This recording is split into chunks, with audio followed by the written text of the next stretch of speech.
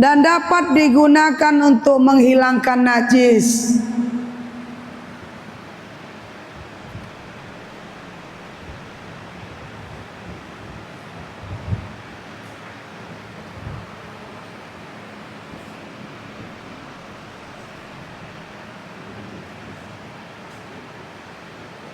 Jadi sebagai bentuk perhatian dan penghormatan kepada manusia, maka ada bedanya manusia yang berakal dengan binatang. Kalau manusia itu ketika dia buang kotoran, dia bersih-bersih, dia bersuci, dia istinja, dia cebok. Kalau binatang kan enggak. Kemudian ketika saat itu kita buang hajat tidak menemukan air, maka boleh kita menggunakan kain atau kertas atau batu atau segala sesuatu yang suci dan dapat membuang najis. Understand? Karena pentingnya kita bersuci ini ketika habis buang hajat. Kalau kita setelah buang hajat kencing saja kita enggak cebok atau tidak bersih kita dalam bersucinya, maka ini akan berdampak pada kita nanti di dalam kubur. Sebagaimana Rasulullah pernah melewati suatu makam. Kemudian Rasulullah berkata, ketika Rasulullah dalam perjalanan, Rasulullah melewati pemakaman, Rasulullah mengatakan bahwa sesungguhnya penghuni kedua makam itu sedang menjalani siksaan. Mereka berdua disiksa bukan karena pernah melakukan dosa besar, bukan penzina, bukan pembunuh, bukan koruptor, bukan pernah melakukan dosa besar, kata Nabi. Salah seorang dari keduanya adalah orang yang selalu tidak bersih, bersuci dari buang air kecil. Sepele kan? Sepele, gak bersih ketika cebok dari kencing, tapi efeknya sampai ke dalam kubur. Sedangkan yang kedua adalah orang yang suka mengadu domba. Jadi dua makam ini, kata Nabi, yang orang dua ini bukannya membunuh, bukannya berzina, bukannya dia koruptor, bukan. Yang satu dia disiksa di dalam kubur, kata Nabi, karena ketika dia kencing dia ceboknya nggak bersih. Cebok nggak bersih saja nanti disiksa di dalam kubur. Padahal kencing. Maka kemarin kan saya ajarkan, kalau kita habis kencing agak berdaham, kemudian agak tekanlah. Apalagi kalau laki-laki, karena laki-laki itu masih ada jarak tempuhnya, masih ada tol yang agak panjang yang harus dilewati. Mana tahu dia belum selesai, belum tuntas, atau masih tertahan. Nah, nggak usah panjang lebar dijelaskan. Begitu. Kalau belum bersih dia ceboknya, atau masih ada najis kencing itu yang menempel, maka nanti di dalam kubur akan disiksa karena itu. Ini sepele, tapi seolah-olah kayak berbuat dosa besar saja. Di dalam kubur pun disiksa gara-gara tidak bersih dalam beristinja. Nah, ini perlu kita perhatikan. Kita sampaikan juga kepada anak-anak laki-laki kita. Anak-anak laki-laki itu kan ibu tahu, di mana dia kebelet, kadang disitulah dia berdiri, iya kan? Jangankan anak-anak, laki-laki yang dewasa-dewasa pun begitu. Nggak tahu kita ceboknya. Kira-kira cebok nggak itu? Hah? Cebok nggak? Dia jalan kemana-mana, sering kita melihat dengan kasat mata kan. Kita kadang-kadang lewat, ada laki-laki sedang berdiri bawah pohon, kencing dia di situ. Kira-kira dia cebok nggak itu? Nah, yang begini-begini nanti yang akan disiksa dalam neraka, dalam kubur, karena dia tidak cebok, nggak bersih, asal masuk aja. Gitu ya. Jadi disiksa karena ketika dia kencing, dia ceboknya nggak bersih. Ini Nabi yang mengatakan.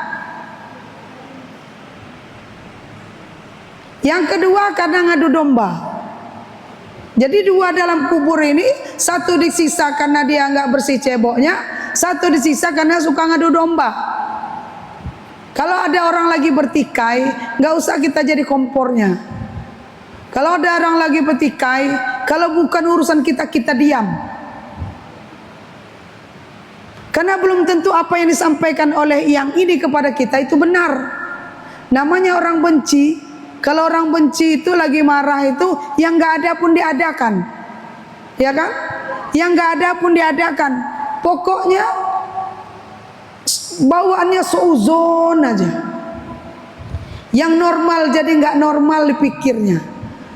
Yang nggak ada bisa diada-adakan. Namanya orang nggak suka. Apapun itu tetap salah di matanya. Jadi kalau orang udah begitu, nggak perlu kita konfirmasi. Nggak perlu kita klarifikasi, tetap salah di matanya. Biarkan saja, anjing menggonggong, kapilah berlalu, diam. Understand? Nah, bagi orang ketiga ini tadi yang kadang-kadang ikut ngompor-ngomporin, memang nampak aku kemarin, iya, padahal dia memang nampak, tapi dibumbu-bumbuinya. Meyakinkan yang satu ini kalau apa yang dia bilang itu benar, mengiyakan, mengaminkan. Akhirnya dia bilang, oh iya, kata si Anu aja betul begitu. Ngomong sebelah sana lagi, oh iya, akhirnya nyambung. Padahal yang disampaikan sini cuman untuk menyenangkan dia. Nanti yang nyampaikan di sini lagi, itulah dia itu. Kayak gini. Akhirnya apa? Seharusnya sudah berdamai tak damai-damai, terus bertikai. Maka orang yang memperkeruh pertikaian, menambah panas, kemudian nambah permusuhan, memanas-manasin, ini nanti di dalam kubur dia akan disiksa. Kalau bisa damaikan. Kalau dia bilang begini-begini, marahin. Sudah, nggak usah kamu begini.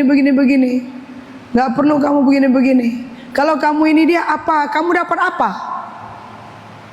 Oh, dia itu begini. Lah kalau kamu buka semua kekurangan dia, kamu dapat apa? Nggak ada yang menang. Semua kalah. Semuanya kalah, nggak ada yang menang. Jadi kalau ada orang yang bertikai, jangan tambah dipanas-panasin. Berikutnya, etika ketika memasuki WC.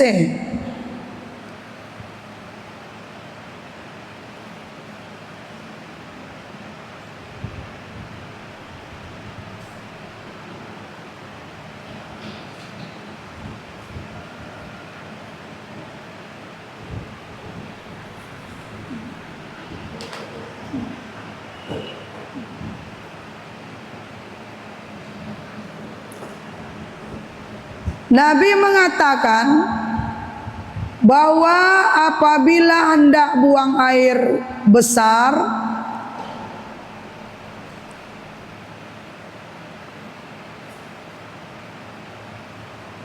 Rasulullah pergi jauh sehingga tidak dapat dilihat oleh seseorang.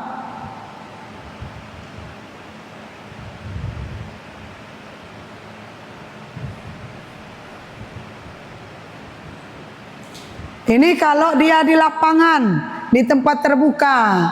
Jadi kalau di tempat terbuka, cari tempat yang tertutup. Mana tahu kita dalam kondisi yang seperti itu. Kalau kita di rumah kan enggak. Kalau misalnya kita dalam perjalanan enggak ada WC, pokoknya tempatnya di mana kita pandai-pandai kita aja lah. Maka Rasulullah pernah waktu itu pergi jauh, sembunyi. Jangan nampak-nampakkan di situ. Kadang-kadang ada juga orang yang agak-agak bocor dikit, bocor halus. Bocor halus ini payah, Bu. Kadang buka baju dia sembarangan. Kemudian nanti kencing pun dia sembarangan juga. Sama-sama perempuan pun yang nggak begitu juga. Ya kadang-kadang ada juga begitu. Yang bocor halus dia. Di mana dia tempat, disitulah dibuangnya. Sama kayak kemarin waktu berangkat umrah kemarin kan. Berangkat umrah itu sebab ada perdebatan. Ketika sampai di Malaysia, ada jamaah tak tahu jamaah itu dari mana. Kan di situ ndak ada WC. WC-nya itu kan di bawah, di atas tuh khusus tempat wudhu. Tempat wudhu itu nggak ada WC-nya. Nggak tahu kayaknya dari sana lah pokoknya, bukan orang Batam. Kebetulan bareng dengan jamaah kita. Jadi tempat duduk itulah dia duduk. Kemarin waktu kita di Malaysia, duduk dia tempat itu, tempat wudhu itu, disitulah dia kencing. Sehingga petugas kebersihan itu marah. Ada anggota kita yang mengatakan, biar orang nggak kencing di sini, tulis di sini dilarang kencing. Kadang orang dari kampung dia nggak tahu, pokoknya asal air, dah buang aja dari situ. Akhirnya berdebat gitu kan, sampai kan apakan kepada kita, sampai kita pun dicarinya. Saya kaget, ada apa? Rupanya perdebatan dengan petugas. Petugas itu nyari kita. Ini anggota ibu, jamaah ibu begini-begini. Yang benar tak bilang. Naik kita ke atas. Yang mana yang debat tadi? Yang ini. Apa masalahnya? Orang lain bukan kita yang kencing di situ. Orang jamaah lain kencing di situ. Kemudian kawan dimarahinnya. Yang dimarahin orang ini udah pergi. Yang dimarahin kita. Kita baru datang. Dilawanlah sama anggota kita ini. Oh gitu, yaudah, damaikan saja. Sudah minta maaf. Itu bukan dari anggota kita, itu orang lain. Ya kalau dibilang dimarahin yang orang yang nggak melakukan, otomatis mereka berontak, kan begitu. Lah itu tadi sudah tahu di situ tempat wudhu, di situ pula dia duduk. Sementara kalau orang nggak tahu, kalau bekas kencingnya tadi melebar kemana-mana, nggak bersih dia nyiramnya, orang datang wudhu terinjak-injak. Maka perlu kehati-hatian, jangan sampai apa yang kita lakukan membuat ibadah orang tidak sah. Jadi kalau di tempat terbuka serondoklah, cari tempat yang agak tersembunyi, jangan nampak-nampakkan, walaupun kita sama-sama perempuan.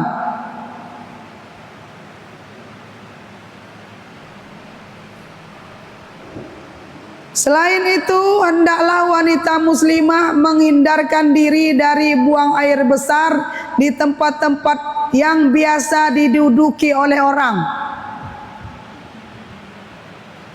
Bawah pohon, kan sering orang berteduh. Ini di bawah pohon pula. Kalau kita dalam suasana darurat, mana tahu ibu kemah, ibu hiking misalnya, atau ibu pergi ke kebun tak ada WC-nya, jangan ibu buang air besarnya di bawah pohon yang biasa didudukin oleh orang. Di jalan atau di tempat-tempat berteduh. Karena Rasulullah mengatakan bahwa jauhilah perbuatan dua orang yang menyebabkan laknat. Para sahabat bertanya, wahai Rasulullah, siapakah dua orang yang menyebabkan laknat itu? Beliau menjawab, yaitu orang-orang yang buang air besar atau kecil di jalanan. Nah, ini yang sering buang air kecil di jalanan siapa tadi? Bapak-bapak. Kalau ibu-ibu enggak. Yang biasa dilalui oleh orang atau di tempat-tempat berteduh mereka. Kadang buang sembarangan nih, karena mudah dia berdiri pun bisa terbuang kan. Beda dengan kita perempuan. Kalau perempuan ini harus di tempat yang tertutup.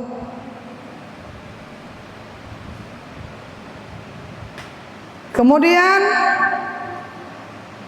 hendaklah wanita muslimah tidak buang air kecil di tempat-tempat yang airnya tidak mengalir, airnya bergenang.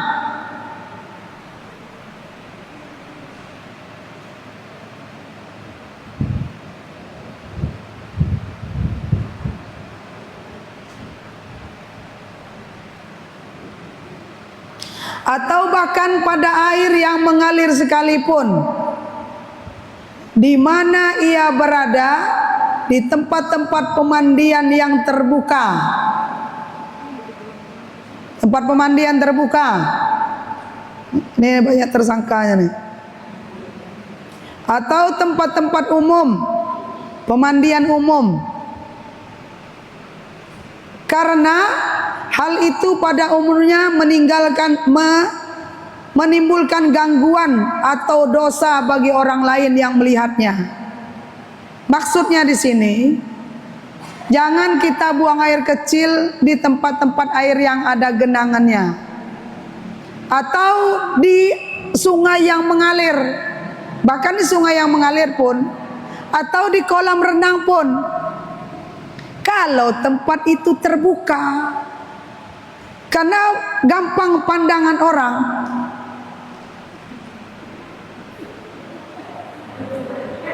Jangan asal buka-buka aja. Hah? Apa?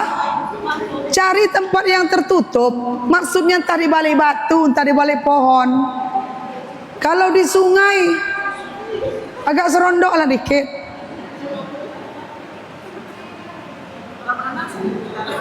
Nah, ini di tempat yang terbuka, termasuk pemandian umum. Cari tempat yang tertutup, jangan asal sembarangan buka.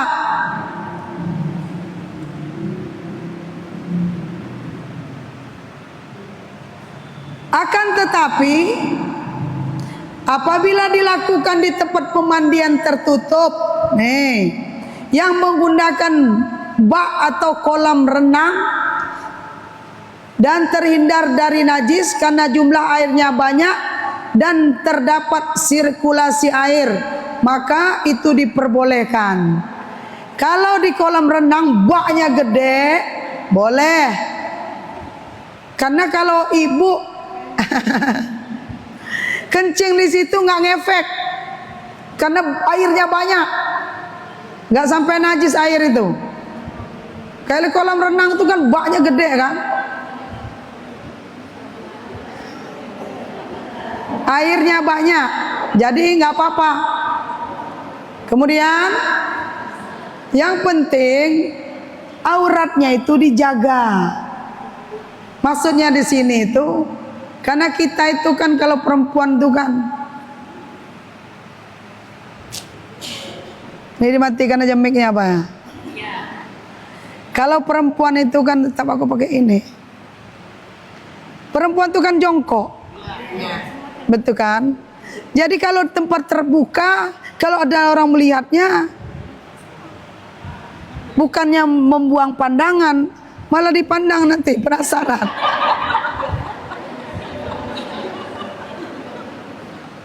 Ya kan? Makanya di sini dimaksudkan dilarang di tempat yang terbuka itu supaya aurat itu terjaga. Tapi kalau ibu mandi di kolam renang, berenang-renang, kan lain ceritanya. Pakai baju tertutup dengan segala macam gaya. Lagian airnya banyak, sirkulasi airnya ada. Udah paham ya? Kemudian doa yang dibaca ketika masuk ke dalam WC. Hendaklah wanita ketika masuk ke dalam WC mendahulukan kaki kiri seraya sambil membaca Allahumma inni a'udzubika minal khubuthi wal khaba'is.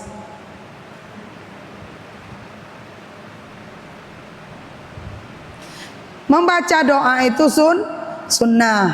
Kalau kita membaca doa masuk WC dapat pahala sunnah. Kalau kita masuk WC mendahulukan kaki kiri dapat pahala sunnah. Jadi sunnah ini dikit ini dulu yang diambil. Yang dikerjakan itu yang sedikit-sedikit ringan-ringan ini dulu. Tapi kadang-kadang yang ringan ini terabaikan. Karena ibu selalu ingat kalau sunnah itu malam Jumat. Sunnah itu kan banyak. Yang ringan-ringan aja dulu yang diambil. Masuk WC baca doa itu sunnah, dapat pahala sunnah. Kemudian kaki kiri didahulukan itu juga dapat pahala sunnah. Begitu juga dengan keluarnya. Begitu juga ketika keluar juga membaca doa. Ketika akan membuang air kecil ataupun air besar tadi, jangan terlalu diangkat tinggi bajunya, karena akan kelihatan aurat kita. Walaupun dia tempat apa itu? Kalau di kampung itu kan ada separuh badan kita tertutup kan, tempatnya itu. Aku pernah dulu ke Padang. Jadi kita itu separuh gini, dia tertutup tapi separuh kelihatan. Kepala kita masih bisa gini-gini nengok orang. Gitu kan? Walaupun begitu, tutup bawahnya ini tetap ditutup.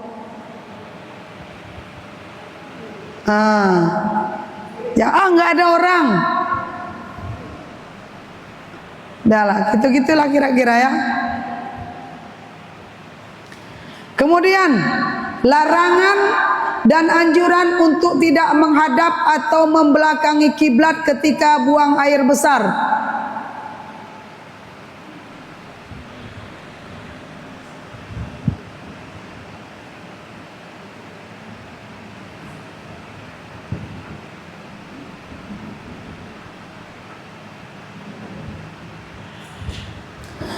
Wanita muslimah dilarang menghadap kiblat atau membelakangi pada saat buang air besar.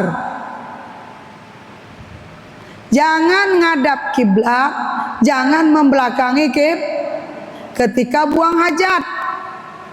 Kalau di tempatnya terbuka. Tapi kalau tempatnya tertutup, kayak di rumah kita, dan memang tak bisa lagi kita rubah, ya sudah. Maka ketika lagi sedang pembangunan rumah, letak kloset itu diperhatikan. Apakah dia kalau kita nanti buang hajat itu menghadap kiblat atau membelakangi kiblat? Ketika membangun itulah diperhatikan. Tapi kalau sudah terbangun begitu, ya sudahlah. Lagian tempatnya juga tertutup.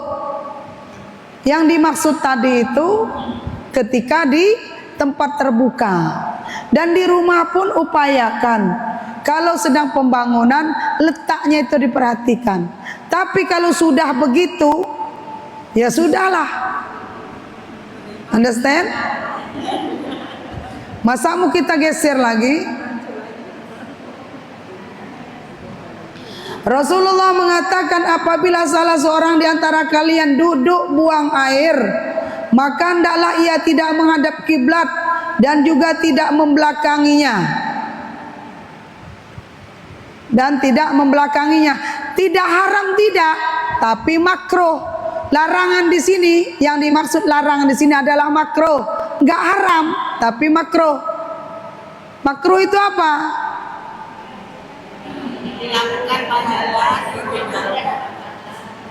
Yang makruh ini dia posisinya tidak haram, tapi kalau bisa ditinggalkan, gitu loh. Nggak haram. Kalau sunnah sama kayak sunnah muakkad, dianjurkan, sangat dianjurkan untuk dilakukan. Kalau makruh ini sangat dianjurkan untuk ditinggalkan. Understand? Kalau sunnah muakkad dianjurkan untuk kita kerjakan. Kalau makruh ini dianjurkan untuk tapi kalau dikerjakan pun kita nggak berdosa. Karena hukumnya makruh, beda dengan haram. Understand?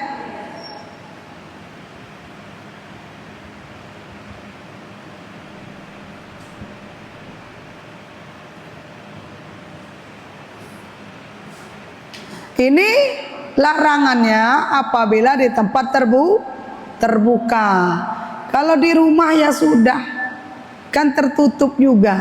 Kalau memang sudah seperti itu. Tapi kalau besok-besok ibu bangun rumah, ibu perhatikan renovasi di mana arah kiblat. Kiblatnya kalau di Aviari Pratama ini kan di sana kiblatnya. Jangan nanti posisi WC-nya kita ngadap ke sana, berarti membelakangi. Atau WC-nya di sana kita ngadap ke sana. Yang nggak boleh ini kan membelakangi atau menghadap dan membelakangi. Lantas di mana letak posisinya? Arah dia yang begini. Yang menghadap ke sana kita. Kayak posisi saya ini kan kiblat kita. Saya ini kan membelakangi. Kalau saya menghadap ke sana berarti saya menghadap. Bagaimana posisi yang ideal? Menghadap ke understand? Besok kalau bangun rumah atau anak mantu bangun rumah, ibu ingatkan. Tapi kalau udah ditanamnya kloset itu, jangan pula bongkar. Tahu nggak kamu? Ini makruh. Jangan. Kalau sudah itu ya sudah. Toh di tempatnya tertutup juga. Kecuali tempat terbuka. Ibu pergi ke pantai, ke kebun, nggak ada airnya, nggak ada WC-nya kan? Ibu tahu arah kiblat di mana. Ibu mau buang hajat. Kalau di kebun kan biasa orang buang hajat sembarangan. Di mana kiblatnya? Jangan ibu ngadap sana. Atau ibu membelakanginya. Cari posisi yang tidak membelakangi dan tidak menghadap. Oke, sampai di situ saja dulu ya Bu. Takut aku terlambat. Lanjut lagi Selasa depan. Mudah-mudahan bisa bermanfaat. Kurang dan lebihnya mohon maaf. Wallahu muwaffiq ila aqwamit thoriq. Wassalamualaikum warahmatullahi wabarakatuh. Doa